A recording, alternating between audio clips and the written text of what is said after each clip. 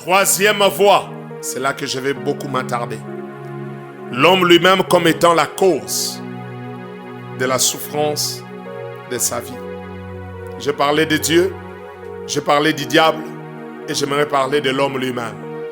Vous savez bien aimé, sur les 100% des problèmes qui peuvent faire souffrir quelqu'un, l'homme est agent causal de sa souffrance à 80%. Beaucoup de réalités qui arrivent dans la vie de l'homme, l'homme lui-même est à la base. D'ailleurs, la Bible est claire. La Bible dit, on ne se moque pas de Dieu. Ce qu'un homme aura sémé, il le moissonnera. J'aime les temps dans lesquels la Bible parle. Aura sémé. Donc il a sémé avec les temps, ce n'est pas les mêmes jours qu'il récolte. On dit, il le moissonnera. Futur antérieur. Avec les temps, il le moissonnera.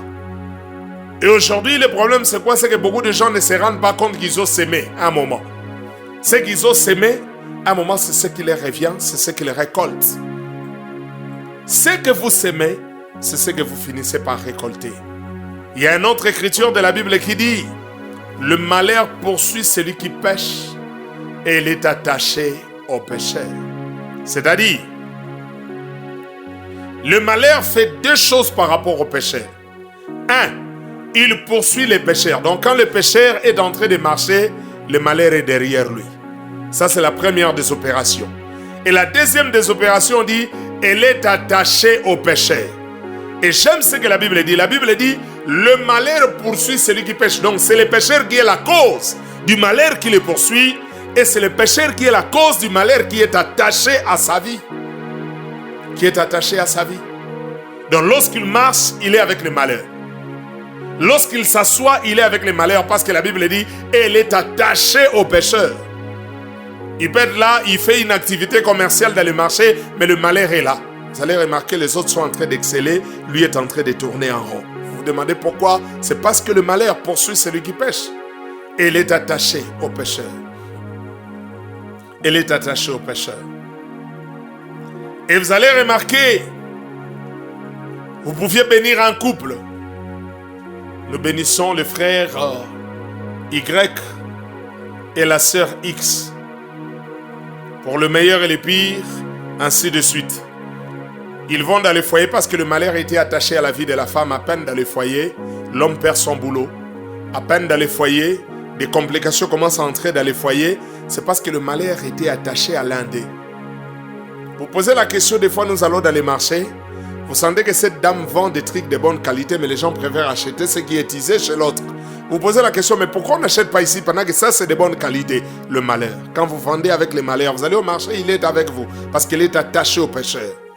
On bénit votre mariage, vous allez vous entrer avec le malheur dans le foyer. Et c'est le malheur qui va vous troubler, qui va vous compliquer.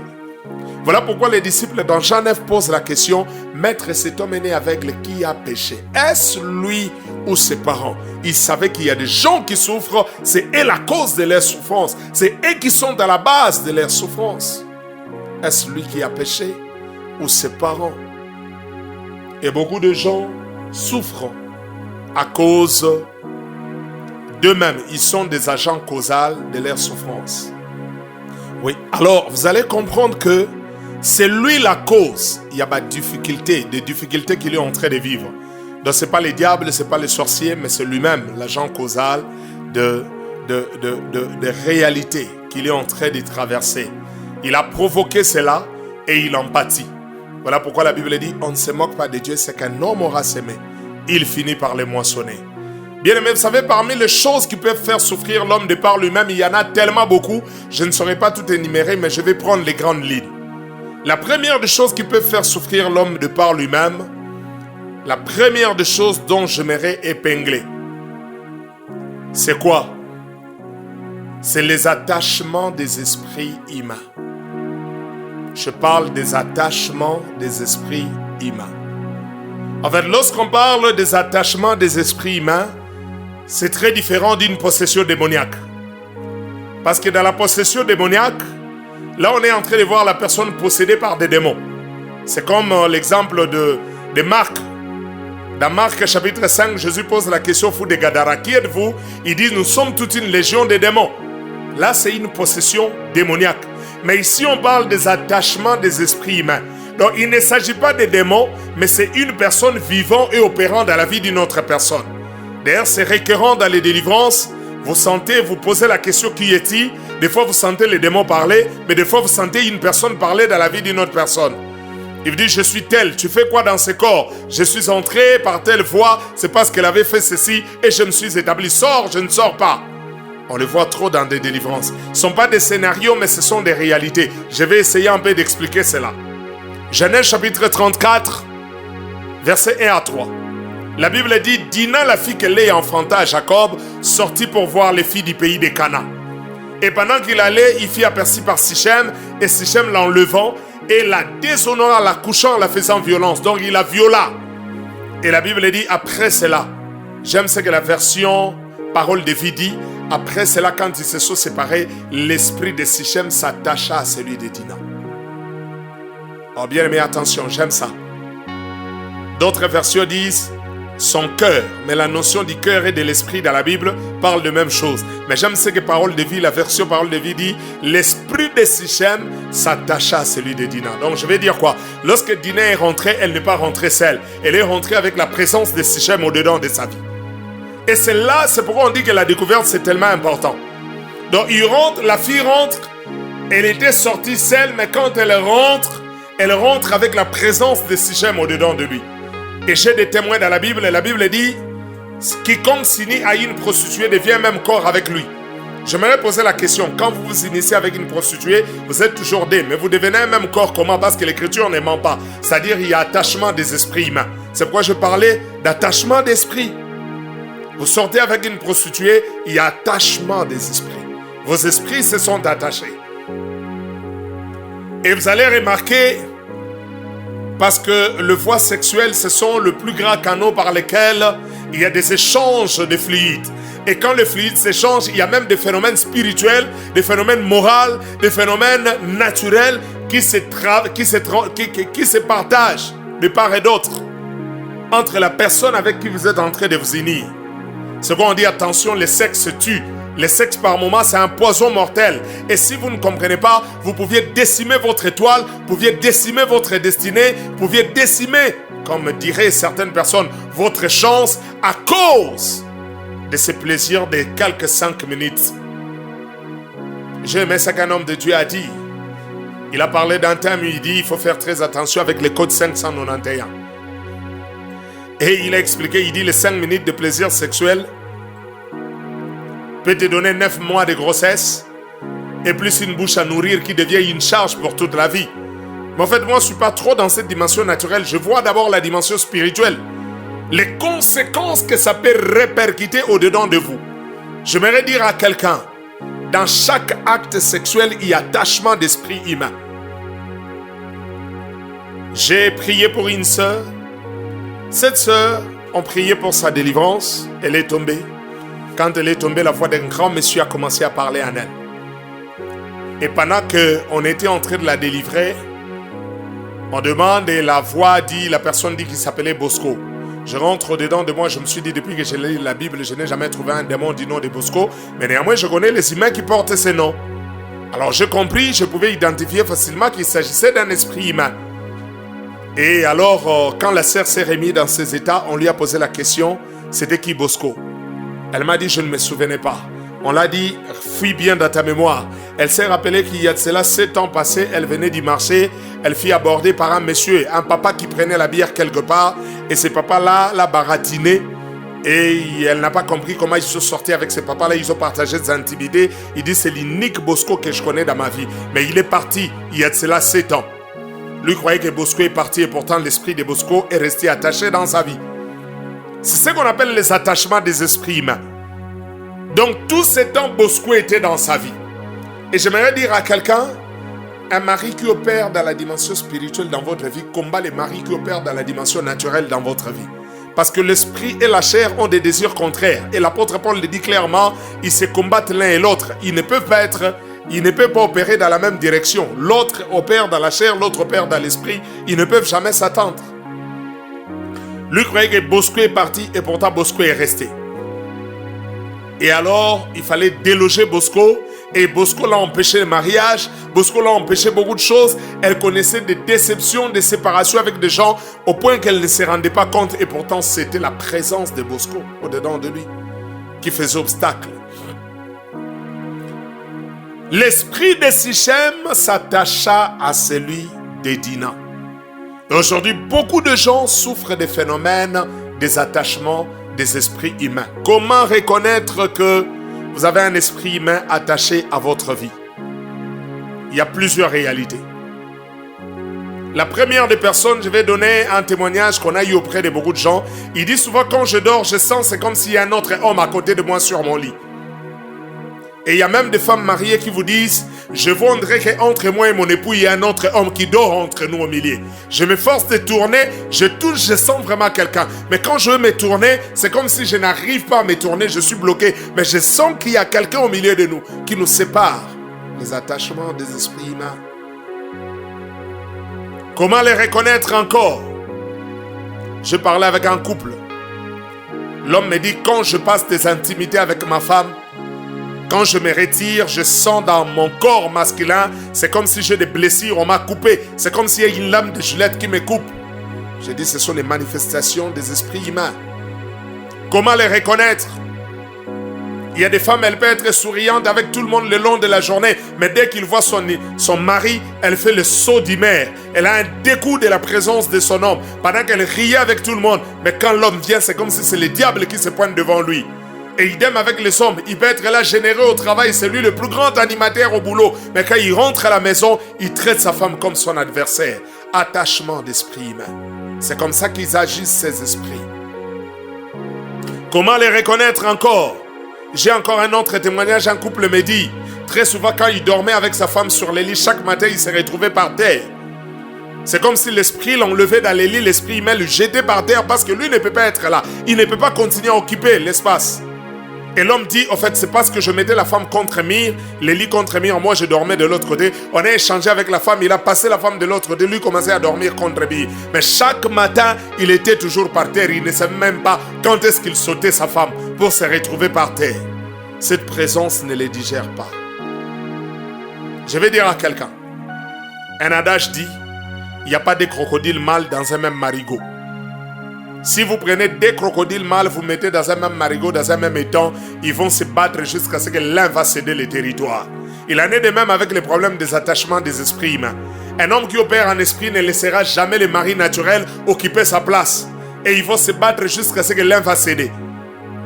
Et vous allez remarquer des fois l'homme meurt, des fois la femme meurt. Tout simplement pourquoi? Parce que les problèmes des territoires, de la même manière que les animaux se battent pour les conquêtes des territoires, de la même manière que dans les domaines spirituels, le problème des territoires n'est pas un problème à blaguer.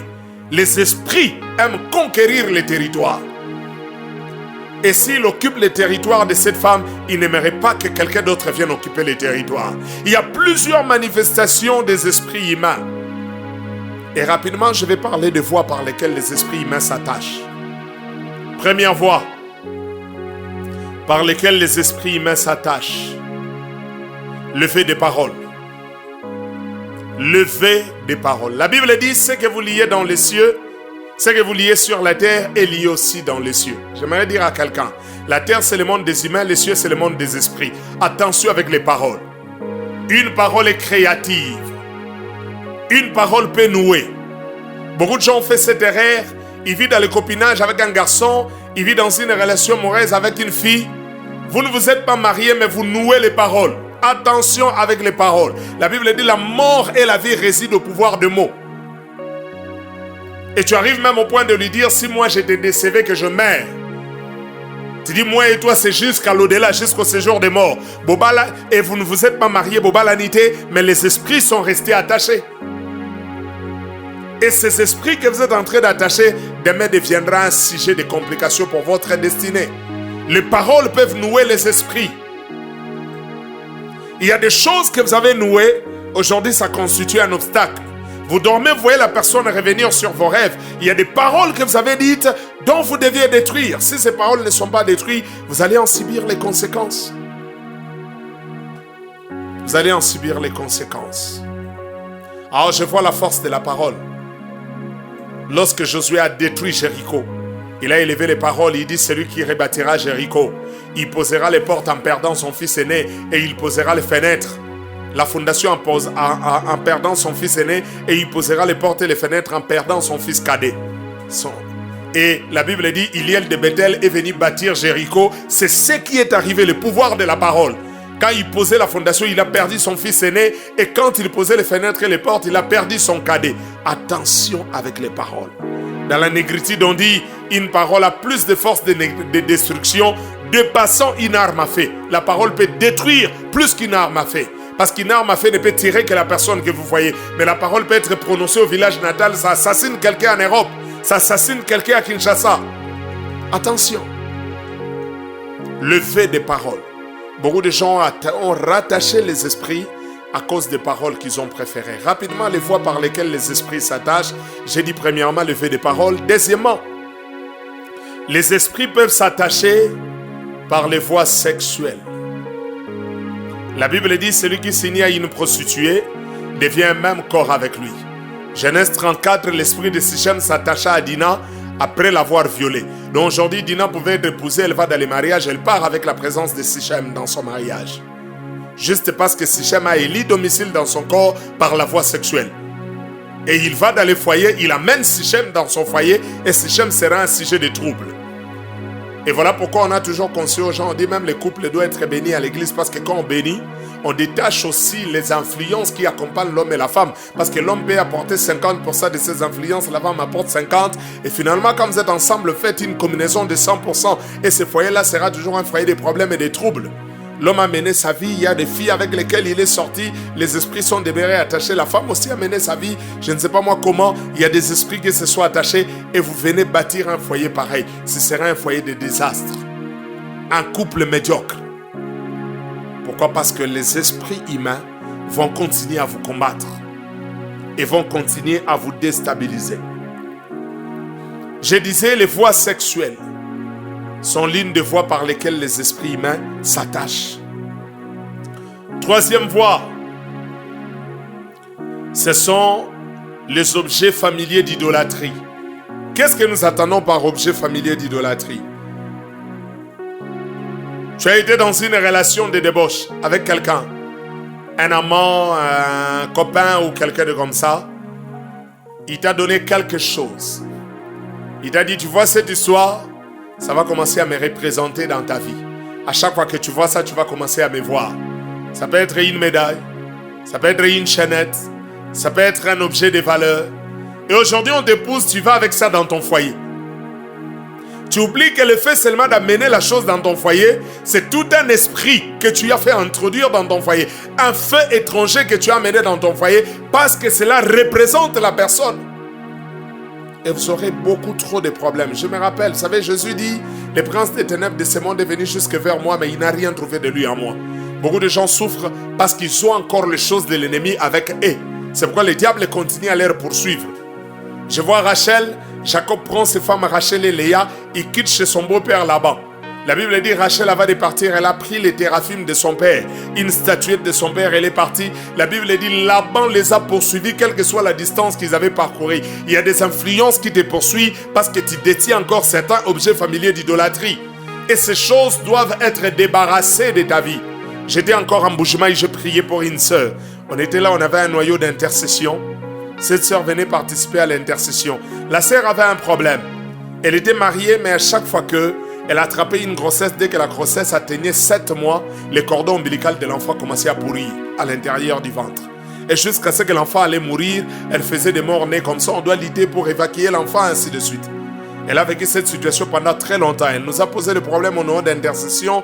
On a prié, le Seigneur me donne une directive qu'on doit aller prier dans sa maison. Et pendant que nous sommes allés prier dans sa maison, on était en train de prier. Je lui ai dit qu'elle laisse les portes ouvertes, même des chambres, cuisine, douche, ainsi de suite. J'entre dans sa chambre pendant qu'on priait. J'ai senti une force derrière moi. C'est comme si qui a essayé un peu de me secouer. Je me tourne, je vois une robe belle là, très bien. Je lui demande la question, d'où vient cette robe? Elle m'a dit en présence de son mari que c'est un de ses anciens copains qui est diamantifère, un grand diamantifère, j'étais son nom, c'est un grand diamantifère connu dans le pays qui lui avait offert cela. Le fait seulement d'apporter cette robe dans son foyer, c'était déjà un objet familier d'idolâtrie qui était devenu une porte pour créer les problèmes qu'il subissait. Je lui ai dit, les problèmes que vous subissez, c'est cette robe ici.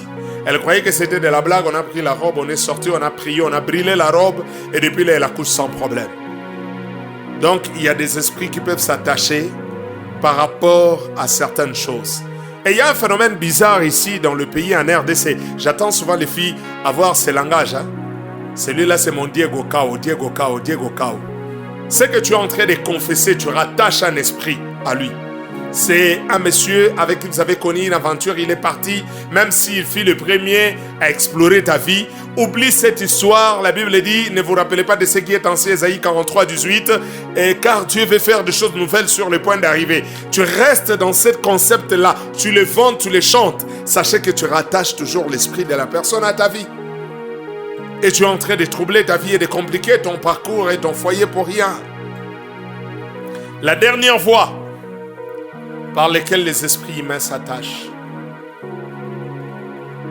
c'est le pacte de sang. Le pacte de sang. La Bible dit, tu auras horreur du sang parce que l'âme de toute chair est dans son sang. Dieu nous interdit, il nous dit d'avoir horreur du sang parce que l'âme de chaque chair est dans son sang. Et vous allez comprendre une chose, il y a des gens par folie d'amour, ils se sont blessés, ils ont mélangé le sang, ou soit ils ont bu le sang l'un et l'autre en échange. Et vous allez remarquer souvent qu'est-ce qui arrive lorsque l'un meurt, il commence à réclamer la vie de l'autre, et l'autre aussi après un temps, il suit, il meurt. Parce que l'âme de la chair est dans le sang, et Dieu dit vous deviez avoir horreur du sang. Horreur veut dire la peur du sang, parce que l'âme de toute chair est dans son sang. Quand vous mélangez les sangs, vous attachez les esprits, vous attachez l'âme. Je me rappelle, j'étais à Chikapa dans un voyage missionnaire. J'ai réussi le cas d'une sœur qui me dit, papa, depuis que je suis là, j'ai un problème sérieux. Je lui dis, parle de ton problème, je t'écoute. La sœur me dit, papa, mon mari est mort il y a cela 10 ans. Mais jusqu'aujourd'hui, cet homme vient et il passe des intimités avec moi.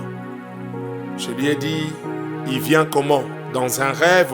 Il dit, non papa, pas dans un rêve comme je te vois là. Il vit à moitié homme, à moitié squelette et il couche avec moi. Vous savez, quand vous êtes homme de Dieu, il y a des choses que vous attendez. Des fois, vous êtes abattu, vous-même vous vous demandez, Seigneur, c'est encore quoi cette histoire? Et ça aussi, ça existe, cette dimension. Il me dit, oui, il vient, il me prend des forces, je vous dis, à moitié squelette, à moitié homme. Je lui ai posé la question, mais pourquoi tu n'as jamais osé t'engager? Peut-être ça allait arrêter les phénomènes. Il me dit, papa, à chaque fois que j'aime quelqu'un d'autre, quand il vient, il me trouve avec cet homme. Il va tabasser cet homme la nuit, l'homme va finir par prendre fuite. L'homme sent qu'on le bat, il ne voit pas la personne qui le bat, il n'y a que moi qui vois la personne. Et fini, l'homme finira par fuir. Il y a des hommes qui commencent à avoir peur de moi, qui croient que je suis une femme mystérieuse, tout comme ça. Et il m'a contraint de ne pas me marier, de continuer à vivre avec lui. Je ne comprenais pas, j'ai dit, tu le vois? Il dit, oui, je le vois, papa. Je le vois comme je te vois là. Et je peux les toucher, les sentir. Même les os qui sont dans son corps, je peux les toucher et sentir. Je lui ai dit, ok. Il vient souvent à quelle heure? Oh papa, il arrive souvent qu'il vienne aux environs de 0h, 1h. Non, il vient souvent à 1h. Je lui ai dit, ça va, je vais envoyer des intercesseurs, ils viendront prier. On a envoyé des intercesseurs. Jusqu'à quand ils ont voulu commencer la prière, le monsieur est entré. Il les a tabassés, ils ont fini par prendre fuite. Et ils ont abandonné même des chaussures, des trucs comme ça, et poudre d'escampette. Et il y a des autres qui sont venus toquer la nuit. C'est quoi le problème? Il dit, papa, vous entendez parler de ça, mais nous on a vécu ça. C'est très dangereux. L'homme nous suivait même sur l'avenue, il y avait des autres qui recevaient des doubles. Et c'était tellement catastrophique. J'ai prié pour eux, je leur ai dit, dormez. Qu'est-ce qui se passe? Le lendemain matin, la sœur vient avec un bras cassé. Le monsieur l'a tabassé sous cette colère quand il est rentré, jusqu'au point de lui fracturer les bras. Je parle avec la sœur, je voulais comprendre pourquoi ce monsieur continuait. Et en posant des questions, j'ai découvert que du vivant de cet homme, ils ont mélangé les sangs. Vous voyez que l'autre est parti, mais il n'arrive pas à laisser l'autre parce que les esprits se sont attachés.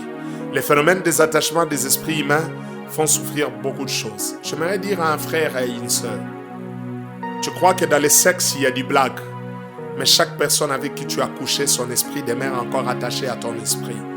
Et nous attendons ça lors des délivrances. Tu vas attendre beaucoup de hommes parler dans la vie d'une fille. Tu vas attendre beaucoup de filles parler dans la vie d'un homme. Et tu attends les filles parler. Moi c'est elle, moi c'est elle, moi c'est elle, je ne sors pas. C'est là, tu es entré comment? On était sortis avec lui, on était ceci, cela et tout, ainsi de suite. Nous devions faire très attention. Très souvent nous sombrons notre vie et nous sombrons notre propre destinée nous-mêmes. Le tout premier phénomène qui peut faire souffrir l'homme de par lui-même, c'est les attachements des esprits humains. La deuxième des phénomènes qui peut faire souffrir l'homme de par lui-même, c'est les cris du sang. Les cris du sang. Les cris du sang. J'aime ce que Job 16, verset 17 dit. Le verset dit, « Terre, mon sang est répandu. Ne les recouvre pas qu'on entende toujours mon cri. Les cris du sang existent. » Avec là, j'aimerais aborder dans l'essence de plusieurs personnes qui ont sombré leur propre vie eux-mêmes. Vous savez, pour mieux expliquer cela, la Bible interdit le meurtre. La Bible dit, tu ne tueras point. C'est dans les 10 commandements. Exode 20. Tu ne tueras point. Et la Bible continue en disant, renchérit en disant, ne craignez pas celui qui tue le corps, mais craignez plutôt celui qui est capable de tuer le corps, l'âme et l'esprit. C'est-à-dire quand on tue, très souvent nous les humains nous tuons le corps. Pas celui qui est capable de tuer le corps, l'âme et l'esprit, ce n'est que Dieu. L'humain ne fait que tuer le corps. Et vous savez, le problème vient d'où après un meurtre? L'esprit et l'âme que vous n'avez pas pu tuer, c'est ce qui peut devenir un objet de condamnation contre l'assassin. Ah, j'aime ce que Dieu dit à Caïn. Il lui dit, que vient-il de frère, le sang de ton frère? Crie de la terre jusque vers moi. Par sang, Dieu voulait dire l'âme de ton frère. Crie de la terre jusque vers moi dans les cieux. Et là, j'aimerais parler du meurtre, les cris du sang. Vous savez, il y a beaucoup de gens qui ont sombré leur vie à cause du meurtre. On peut tuer de plusieurs manières. On peut tuer par commission.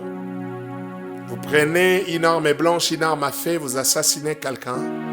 On peut tuer par geste. On peut tuer par parole. On peut tuer par avortement. Jésus a dit, vos ancêtres vous ont dit que tu ne tueras point, mais moi je vous l'ai dit, quiconque dit à son frère imbécile, qu'il sache déjà qu'il a tué dans son cœur. Vous pouvez tuer par des paroles. Quand vous assassinez, vous dites une parole méchante, vous êtes en train de tuer sans vous rendre compte. Vous pouvez tuer par commission, par geste, vous pouvez tuer par les avortements. J'aime ce que Dieu dit à Jérémie. Dans le livre de Jérémie, chapitre 1, verset 5. Dieu dit au prophète Jérémie, lorsque tu n'étais qu'une masse informe, je te connaissais. Lorsque tu n'étais qu'une masse informe, je te connaissais. J'aime cette précision de la Bible. Dieu ne dit pas que quand tu étais zygote, quand tu étais fœtus, quand tu étais embryon. Non, il dit une masse informe. Donc une liquide qui n'avait même pas encore pris de forme. Dieu dit, moi je te connaissais. Il dit, avant que je t'eusse formé dans le ventre de ta mère, je t'avais consacré prophète des nations. Écoutez bien, mais ce qui est horrible. Si la maman de Jérémie avait osé faire l'erreur d'avorter cette grossesse, elle allait commettre un double péché. Le premier péché, cela allait être de tuer une vie, d'assassiner une vie. Et le deuxième péché, cela allait être quoi? Celui de pouvoir écraser une providence que Dieu avait sur cet enfant. Parce qu'il dit, avant que je t'eusse formé dans le sein de ta mère, que tu commences à devenir zygote, fœtus, embryon, je t'avais déjà consacré prophète pour les nations. Et j'aimerais poser la question à quelqu'un avant de continuer. Celui dont tu as avorté, celui dont tu as jeté dans la toilette, celui dont tu as jeté à la rivière, celui dont tu as jeté dans la fosse septique, est-ce que tu connais les plans que Dieu avait sur cet enfant? Est-ce que tu connais les desseins de Dieu sur cet enfant? Mais tu l'as assassiné. La Bible dit, lorsque vous serez entrés dans le pays que je vous donne en possession, qu'on ne trouve pas chez vous des femmes stériles, ni celles qui avortent, qu'on ne les trouve pas. Dieu est l'avortement. Dieu est contre l'avortement. Mais il y a des gens qui ont assassiné par les avortements. Le problème n'est pas l'assassinat. D'ailleurs, Job 16, verset 18 est clair. En disant, terre, mon sang est répandu, ne le recouvre pas. Celui qui pleure là, c'est un avorton. Qu'on vient de tuer, il dit, ne le recouvre pas, qu'on entende toujours mon cri. Donc il est en train d'implorer à ce que les cris de son sang puissent continuer à tourmenter son assassin. Et c'est ce qui arrive pour la plupart des cas. J'ai reçu une sœur, elle avait un problème de conception. Elle avait un problème de maternité. Et pendant que je voulais prier pour elle, je viens, j'impose mes mains. Je vais prier, Dieu m'ouvre la voix audible et j'attends le voix des enfants qui pleurent. Je voulais prier, j'ai arrêté la prière, j'ai appelé la sœur. Je lui ai dit, ma sœur, ça va? Elle me dit, oui papa, ça va. Je lui ai dit, mais écoutez, quand je t'ai touché, voilà la réaction que j'ai sentie. Est-ce qu'il y a un problème? Elle me dit, non papa, il n'y a pas de problème. Je voulais la toucher une seconde fois, j'écoute encore la voix audible et les cris des enfants qui pleurent. J'ai pris la chaise, je lui ai approché. J'ai dit, parle-moi de ta vie. Elle a commencé à me parler, je lui pose des petites questions de cœur d'âme. J'ai découvert qu'elle a déjà avorté plus de 5 fois. Et je demande, tu as quel âge? Elle me dit, papa, j'ai 25 ans. Donc pendant tout ce temps qu'elle avortait, elle croyait que ces enfants-là partaient comme ça, elle est évacuée de quelque chose qui l'a dérangée. Mais d'un côté, les âmes de ces enfants constituaient une base de blocage, un cri de condamnation contre sa destinée. Elle a commencé à chercher les enfants, elle ne trouvait pas des enfants. Mon sang est répandu, ne les recouvre pas, qu'on entende toujours mon cri. Qu'on entende toujours mon cri. Il y a beaucoup de gens qui ont assassiné par les avortements. Quelle que soit la raison, quels que soient les motifs, la Bible dit, tu ne tueras point. Et la Bible dit qu'on ne trouve pas chez toi les femmes qui avortent. Aujourd'hui, les gens en utilisent de plusieurs manières. Vous savez, lorsque Dieu parle de la masse informe, selon Dieu, il est en train de voir les deux gamètes mâles et femelles qui se croisent. Même si c'est pour une seconde, pour Dieu, c'est déjà un être humain. Quand les gamètes mâles et femelles se croisent, pour Dieu, c'est déjà la formation d'un être humain. Même s'il n'a que quelques secondes.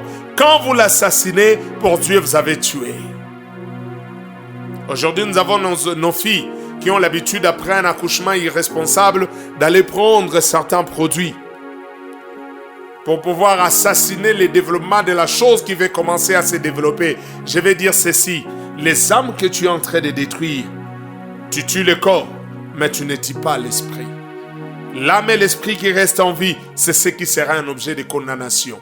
Parce qu'il n'y a que le sang d'Abel. D'ailleurs, j'entends souvent les femmes dire, c'est une grossesse d'1 mois. Et un encore makila pamba, c'est du sang. Vous pouviez enlever. C'est seulement le sang d'Abel qui réclamait vengeance contre Caïn, son assassin. Il n'avait plus de corps, rien que le sang qui réclamait vengeance, parce que l'âme est dans le sang. Qui réclamait vengeance contre Caïn. Et aujourd'hui, beaucoup de gens se sont mis dans des condamnations à cause de tel genre de pratiques. À cause de tel genre de pratiques. Dieu m'a fait grâce. Une fois, j'ai suivi un documentaire. C'était télévisé. On essaye de montrer ce qui se passe lorsqu'on fait un avortement forcé. Et ce jour-là, j'avais des larmes aux yeux. On montre un enfant très rassuré dans les ventres de sa mère. Elle était très rassurée, en sécurité. Mais à un certain niveau, qu'est-ce qui se passe? L'enfant qui se sentait en sécurité sent qu'on est en train de forcer la colle à s'ouvrir. Il sent un vent étranger qui commence à entrer. Il se tire pour se protéger. Pendant qu'il s'est tiré pour se protéger, il a senti qu'il y a des pinces qui commençaient à entrer pour le prendre. Et comme chaque être humain a le sens de la protection, elle essaye de fuir. Et au travers de la technologie de pointe, on est en train de reproduire les sons et les cris que pousse cette masse informe. Et c'était horrible. Vous sentez comment il est en train de gémir de douleur. Les pinces commençaient à lui attraper les bras et partir. les pieds est parti, on l'a dépiécé en morceaux et il est sorti. Vous vous sentez dégagé, mais vous avez assassiné un être humain. Vous avez assassiné un être humain. Voilà pourquoi j'aimerais dire à nos filles, lorsque Dieu dit, quand tu n'étais qu'une masse informe, je te connaissais. Donc pour Dieu, le développement de la grossesse, c'est pas zygote, fœtus, embryon, tout ce qu'on vous apprend là selon le développement de la grossesse. Dieu parle de la masse informe. Donc c'est-à-dire les croisements seulement des gamètes mâles et femelles, c'est déjà un être. Quand vous allez boire des histoires pour les détruire, vous avez assassiné. Et on a dépiécé cet enfant. Il est sorti morceau par morceau. Vous faites l'équilibrage, vous êtes débarrassé de lui. Mais sachez que celui que vous avez tué, la Bible dit, Job 16, 18, mon sang est répandu terre, ne les recouvre pas, qu'on entende toujours mon cri. Et ce cri-là, ce n'est pas pour acclamer l'assassin, c'est pour les condamner. Et voilà pourquoi beaucoup de gens vivent avec des condamnations permanentes dans la vie. Ils ne peuvent avancer, ils ne peuvent rien faire de bon, parce que le poids de la condamnation pèse sur lui. Pèse sur lui. Et vous allez remarquer, on a montré le deuxième type d'avortement, les gens qui prennent des potions, qui prennent chez les tradis praticiens. L'enfant qui était bien dans le sang de sa mère, à un moment il sent que tout le ventre est empoisonné. Et quand le ventre est empoisonné, il va à gauche, il ne tient pas, à droite, il ne tient pas, jusqu'à ce qu'il succombe, il meurt. Et ça, c'est un crime, parce que la Bible dit, tu ne tueras point et tu ne commettras point de meurtre. Et la Bible dit dans les pays que je vous ai envoyés, ces pays, c'est la parole de Dieu, qu'on ne trouve pas chez vous une femme qui avorte. Qui est-ce que Dieu incrimine dans les crimes de l'avortement? Sur qui la condamnation va peser? Premièrement, c'est la femme qui a avorté. Parce que la Bible dit qu'il n'y ait pas parmi vous les femmes qui avortent. L'avortement, c'est un crime même devant Dieu. Et Dieu interdit cela. Deuxièmement, c'est l'homme qui a sponsorisé cet avortement. Tu as donné de ton argent pour que la femme aille avorter. Tu es dans le poids de la condamnation. Et pour Dieu, tu es coupable. Troisièmement, c'est le médecin ou le tradit praticien qui a favorisé cet avortement. Tu as fait le serment d'Hippocrate, tu as dit autre chose, mais là, ce que tu fais sur le terrain, c'est autre chose. Je parlais avec un médecin. Ce médecin me dit, papa, j'avais un centre. Mais mon centre a été pillé parce que je faisais accoucher une femme. Et pendant que je faisais accoucher la femme, la tête de l'enfant s'est détachée du corps. La tête est restée à l'intérieur. La tête était entre mes mains et le corps est resté à l'intérieur. Il dit, il y a des choses horribles qui me suivent. Les gens du quartier sont venus, les médecins arracher la tête de l'enfant d'autrui. Ils ont dépiécé le centre. Il dit, mais quand tu parles de ces choses, je réalise des choses que je fais. Je comprends que c'est le poids de la condamnation qui me poursuit et qui pèse sur moi. Et on devait prier pour lui, pour qu'il trouve la vie saine. Et les scènes que je vous ai dit, ça s'est produit en Mbuji-Mayi.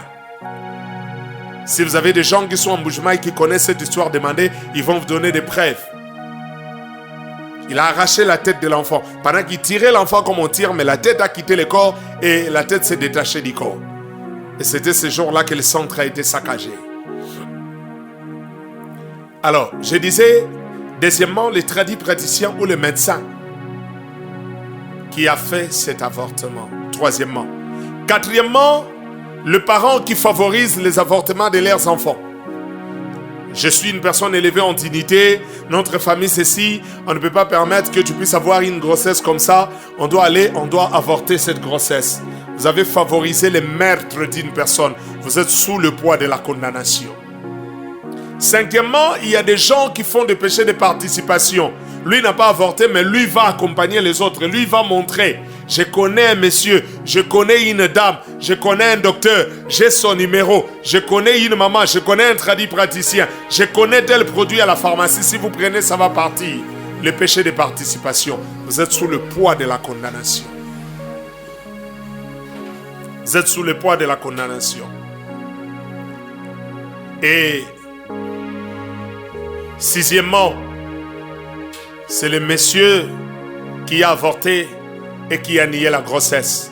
La fille se sentait dépourvue, elle n'en pouvait rien, elle a fini par avorter. Même ce monsieur-là est sous le poids de la condamnation, parce qu'il est la cause pour laquelle cet avortement a eu lieu.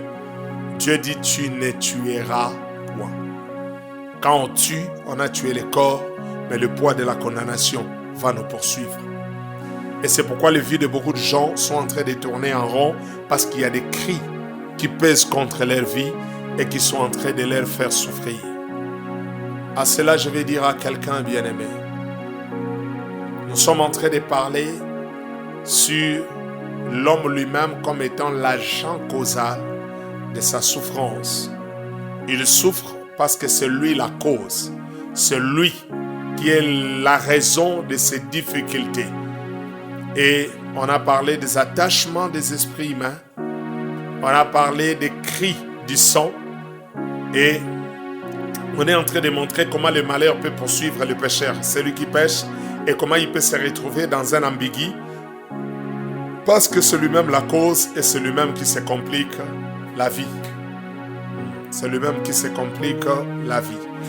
Alors, bien-aimés, si nous comprenons ces choses, nous sommes errés.